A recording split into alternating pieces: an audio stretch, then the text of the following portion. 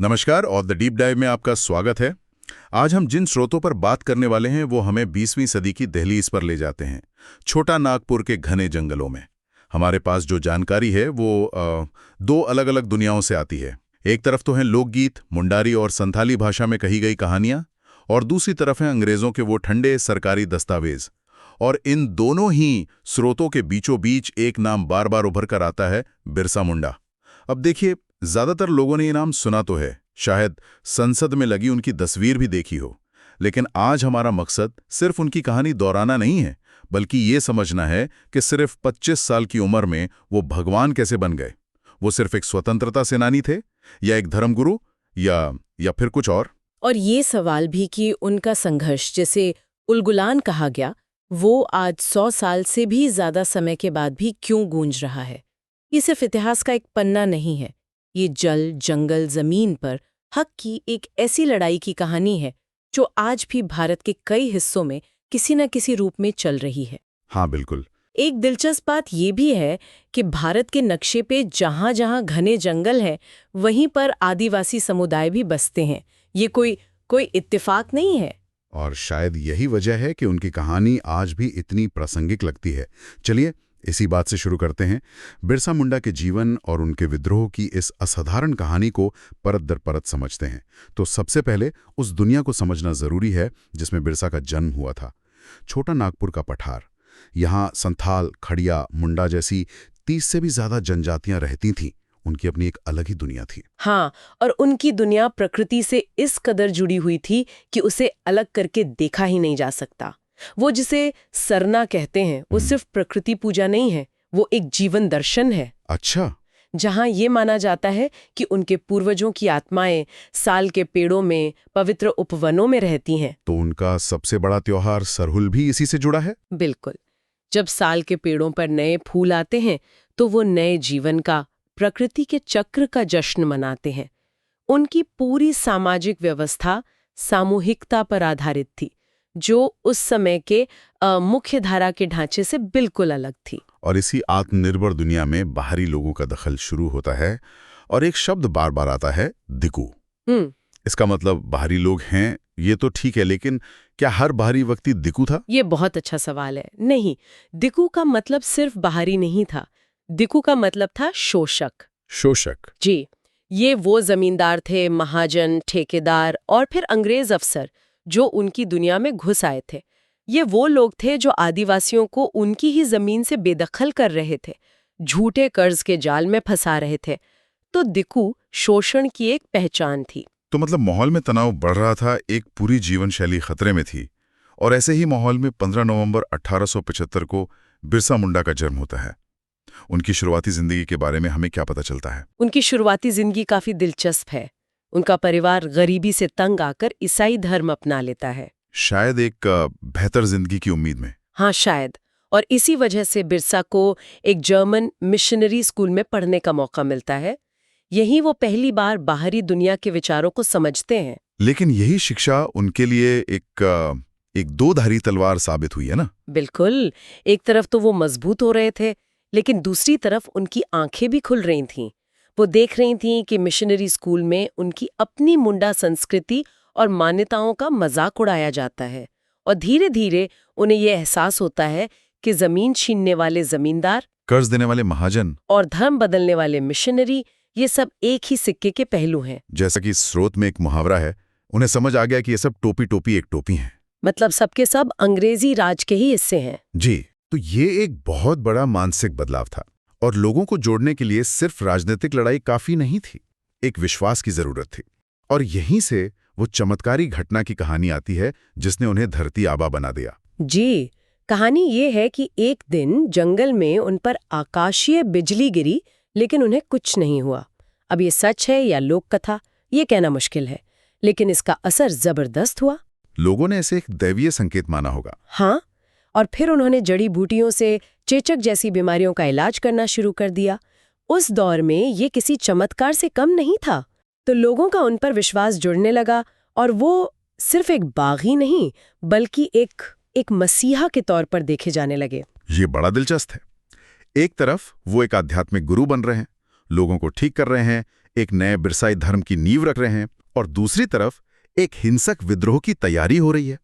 वो कौन सी चिंगारी थी जिसने इस धार्मिक आंदोलन को एक राजनीतिक उलगुलान में बदल दिया? वो चिंगारी थी 1882 का इंडियन फॉरेस्ट एक्ट। अच्छा। इसे ऐसे समझिए कि जिस जंगल को आदिवासी पीढ़ियों से अपना घर मानते थे, ये कानून कहता था कि अब वो सरकारी संपत्ति है। मतलब वो उसमें घुस भी नहीं सकते थे? बिना इजाजत के नहीं। उनके फल, लकड़ी, शिकार सब पर पाबंदी लगा दी गई। और इससे भी बड़ा हमला हुआ उनकी पारंपरिक खेती की व्यवस्था खुंड-कट्टी पर। खुंड-कट्टी व्यवस्था, ये सिर्फ खेती का एक तरीका तो नहीं रही होगी? नहीं, बिल्कुल नहीं। खुंड-कट्टी का मतलब था पूरे समुदाय का जमीन पर साझा हक।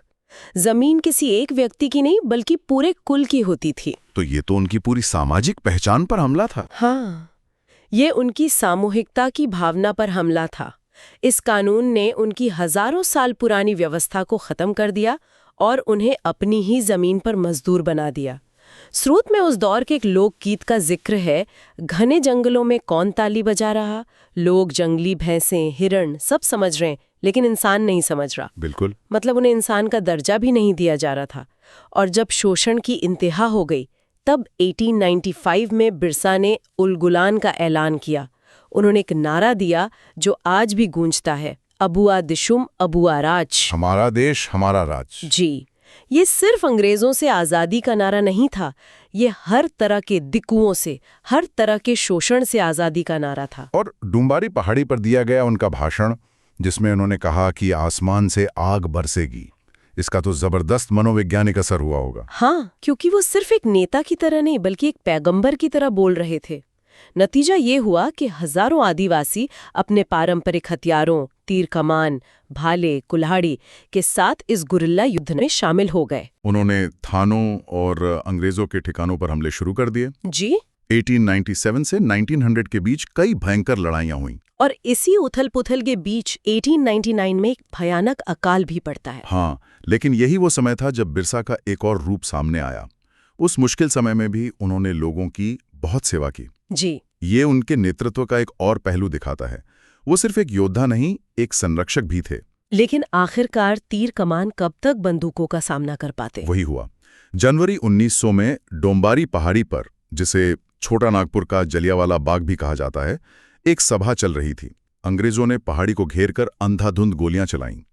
इसमें बहुत सी औरतें, बच्चे और बुजुर्ग मारे गए। और फिर उनकी गिरफ्तारी हुई? हाँ, 3 फरवरी 1900 को कुछ लोगों की मुखबिरी की वजह से उन्हें सोते हुए पकड़ लिया गया। सोचिए, उस वक्त उनकी उम्र सिर्फ 25 साल थी। जेल में कही गई उनकी आखिरी बात, जो स्रोतों में दर्ज है, वो बहुत शक्तिशाली है।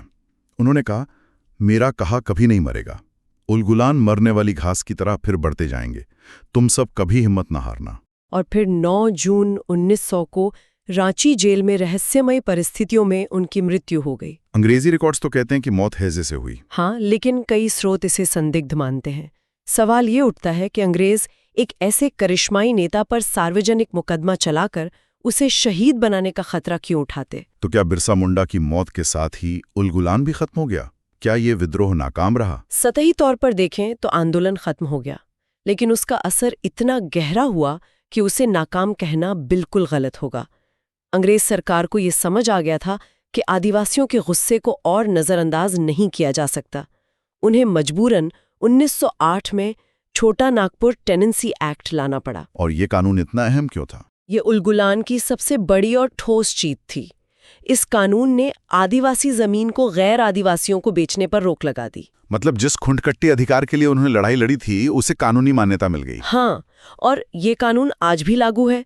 ये झारखंड की आदिवासी जमीनों के लिए एक सुरक्षा कवच का काम करता है। और उनकी विरासत आज के समय से भी सीधे सीधे जुड़ती है। साल 2000 में उनके जन्मदिन के दिन ही झारखंड राज्य की स्थापना हुई। जी, 15 नवंबर को। ये उनके प्रति सम्मान तो था, लेकिन क्या उलगुलान का सपना पूरा हो गया? स्रोत तो यही बताते हैं कि लड़ाई अभी भी जारी है। आज भी झारखंड में खनिज संपदा की लूट, विस्थापन, कुपोषण जैसी समस्याएं हैं। जब झारखंड के पूर्व मुख्यमंत्री कहते हैं कि हम हिंदू नहीं, हम आदिवासी हैं, या जब आज भी आदिवासियों से उनकी पीढ़ियों पुरानी जमीन के कागज मांगे जाते हैं, तो लगता है कि उलगुलान आज भी जिंदा है। हाँ, बस उसका रूप बदल गया है। तो इन सभी स्रोतों को खंगालने के बाद जो सबसे बड़ी बात उभर कर आती है, वो ये है कि बिरसा मुंडा की असली ताकत इन तीनों किरदारों को, समाज सुधारक, धर्मगुरु और क्रांतिकारी, इन सबको एक साथ बुनने की कला में थी। बिल्कुल, उन्होंने धर्म का इस्तेमाल लोगों को राजनीतिक रूप से संगठित करने के लिए किया। एक ऐसी रणनीति जिसे समझना अंग्रेजों के लिए नामुमकिन था। सही बात है। और उनकी कहानी हमें ये सोचने पर मजबूर करती है कि विकास का असली मतलब क्या है और उसकी कीमत कौन चुकाता है। लेखिका महाश्वेता देवी ने अपने उपन्यास जंगल के दावेदार में एक बहुत खूबसूरत बात कही है। पूरी धरती सबकी होगी। वाह! शायद यही उलगुलान का असल सपना था, एक ऐसी दुनिया जहां संसाधन किसी कुछ लोगों की तिजोरी में नहीं बल्कि सबके लिए हो। और ये हमें एक बहुत ज़रूरी सवाल के साथ छोड़ जाता है, जिस पर हम सबको सोचना चाहिए।